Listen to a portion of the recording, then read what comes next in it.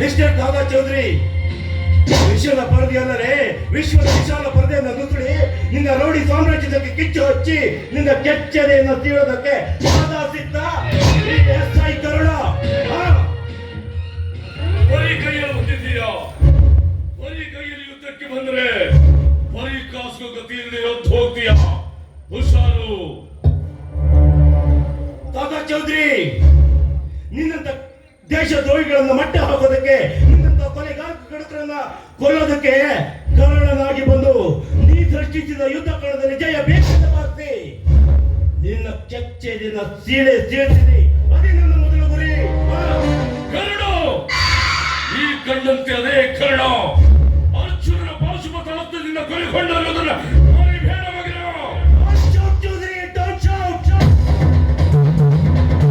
ಎಂತ ಮಹಾನ್ ಕಾಲದಲ್ಲಿ ಮಹಾತ್ಮನಂತೆ ಮಹಾಭಾರತ ಕಥೆನ ನೀನು ಹೇಳಬೇಕಾಗಿಲ್ಲ.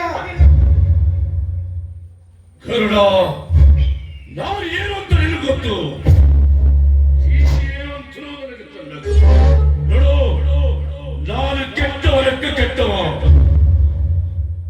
ನಲ್ಲವನಕ್ಕ ಬರುದ. ಕರುಣ, ನನ್ನ ಕೊಲ್ಲಲಿಕ್ಕೆ ಭಗವಂತಕ್ಕಿಂತ ಸಾಧ್ಯವಿಲ್ಲ.